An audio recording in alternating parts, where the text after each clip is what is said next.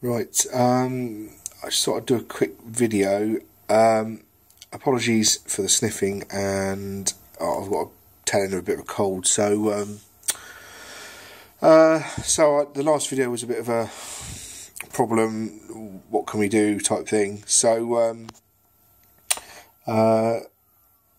what have I done? So after much research, feedback, information, poking around the internet, etc. I've decided to run a small reactor in the sump. So let me go down there and show you. So we have a small, let the camera focus, small coral box. I think it's a 100. It's from Fish Street, 40 quid I think it was.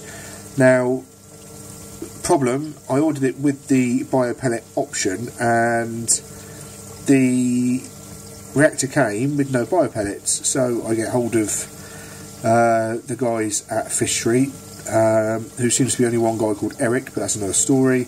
And the biopellets don't come with it, they come separately from a different source. So you get a reactor with no biopellets. So I work not far from Portland Aquatics. I won't tell you where, but you can work it out if you know the area. And had to get some pellets. Now what I've settled on is, hold on, some of these NP Bacto pellets, basically because that's all they had. They're tropical marine, and in the instructions it says to run 50ml for every 100 litres to start. So I'm at about 180 litres with my modified sump, so there's about 90ml, 100ml of pellets in there, as you can see, tumbling around quite nicely. The outlet is on that side, going right down, and there you can see the inlet for the skimmer. So perfect, really. The skimmer, as you can see, is still chugging away. It was clean today, but it doesn't seem to have had too much of an effect. The only thing I would say, since putting this in, and it's been in about a week now, the skimmer has been quite inconsistent. So it'll be fine 1 minute, and then next minute nothing at all. So I've sort of set it, what is it, a curve 3.5, so I've set it there just under halfway, and I'm just going to leave it. Part of it's probably me fiddling and paying too much attention, so I'm just going to leave it. So what else have I been up to? Now, rather strangely, you might say, and if you've seen my other videos, I've taken a piece of live rock out. It was about 2 kilos of live rock, and I've taken it out to give it a bit more room. Now you might think that's daft, bearing in mind I want to get my nitrates under control, and it probably is, but ho-hum. I'm fairly convinced, because this tank was set up with real Reef rock, I'm fairly convinced that's actually partially to blame for my ongoing phosphate green hair algae issue. Now, spoken to Real Reef, who make the Real Reef rock, and they don't confirm or deny. There's no information on the internet, as others have pointed out. So it is what it is. I've took it out, it's gone, and all I've done, I've added another kilo of this Bio Home Ultimate Marine in there, so there's now 5 kilos in there, and obviously the new reactor to sort of compensate. So we'll wait and see. It has been water change day today.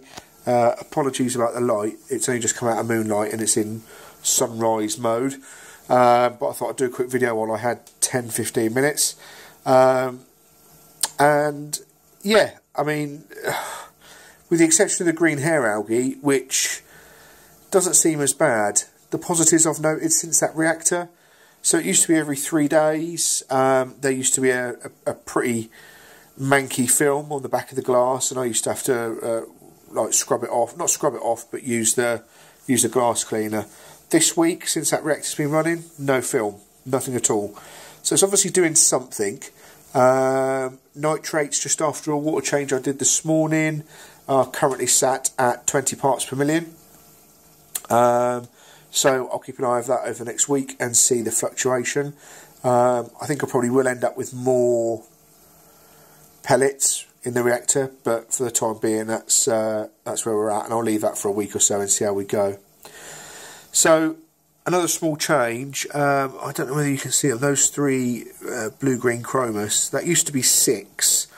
One of them was genuinely quite bullied, so I pulled him out a week or so ago.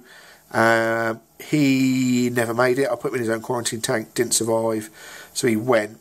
The 2 remaining of the 5 pretty much spent 3/4 of their life hiding away, come up for something to eat when I fed them, and they'd hide again. So I've moved them on to another tank, and they're fine. The remaining 3 seem to be fairly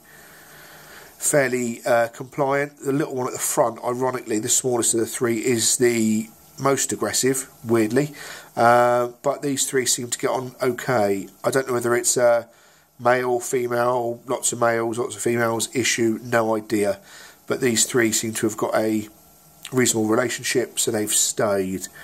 Addition, so there is, as you've probably seen a minute or so ago, right at the back there, a Tamini tang added from Ross at Innovation Aquatics in Southampton. Thank you very much, mate. Lovely fish, lovely size, a little bit smaller than my Coral Beauty that you can see there. I'm denied about a Flame Angel because I have got plans for a tank upgrade at some point in the future. Didn't want to risk it with another Angel, although I quite fancied a Flame. So I went for this Tamini tang, and he's fitted in quite well. I know the tank, when he's fully grown, will be too small for him, no doubt. But by the time he needs it, I will have a bigger tank for them. So for the next 6-8 months, he'll be okay. I appreciate they do grow, but they don't get massive like some of the tang species. But yeah, he's fitted in quite well, healthy, lovely colours, no problems at all.